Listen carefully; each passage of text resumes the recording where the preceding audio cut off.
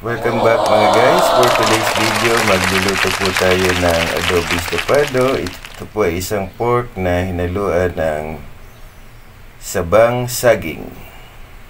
So, lutuin na natin guys. Takpan na muna natin at pakuluin.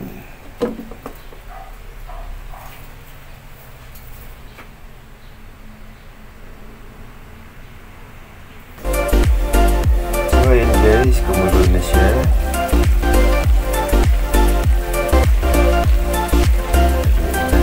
Para mapunta sa ilalim ang nasa ibabaw.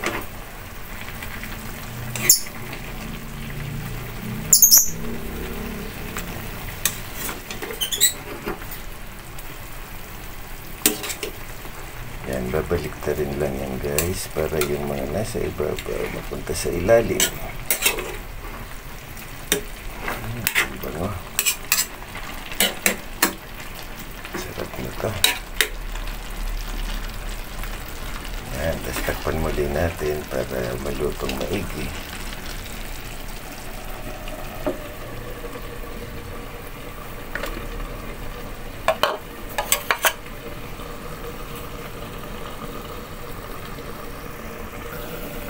So yan guys, kumulo na ulit siya. Lalagyan natin siya ng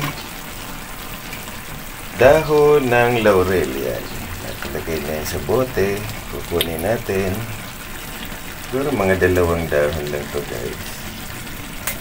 Para lang bumango siya ng todo.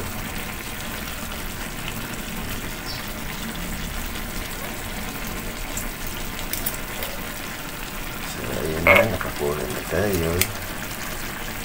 Pili na lang natin ang pa-aroma ng adobo. Lagyan pa natin ng isang maliit.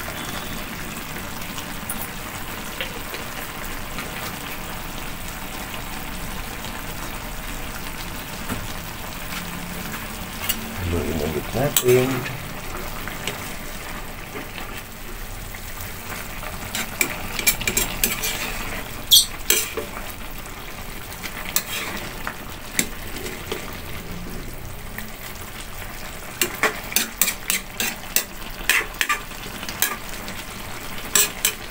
Baling ginamit natin dyan guys na part ng baboy ay tiempo. Pinakat lang natin ng manipis, pinutol-putol. Naamoy ko na siya, sarap.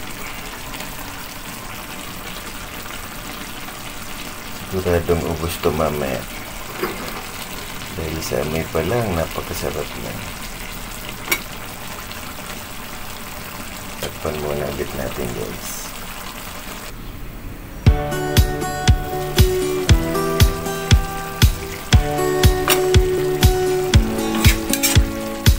And guys, may konti pa siyang sabaw. Patutuyin lang natin siya ng konti para malasang malasa at naninikit yung lasa ng toyo at suka sa mga ating baboy.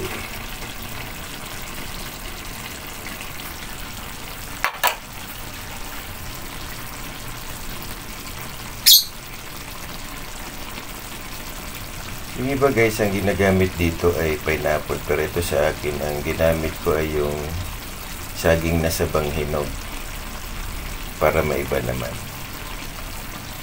Nilagyan natin ng laurel. Yung iba naman, option nila, nilalagyan ng paminta, ground pepper. Pero ako kasi ay mas preferred ko yung wala na lang paminta. So, yun lang guys. Luto na yan. Ready to serve na yan. Pinatutuyo ko lang ng konti yung sabaw para mas malasa at malinamnam. So, hanggang sa susunod natin vlogs, please subscribe to my YouTube channel and FB page at ACT Tugade Travel Vlogging Cooking Channel. Keep safe, stay safe, and stay healthy. And thank you for watching.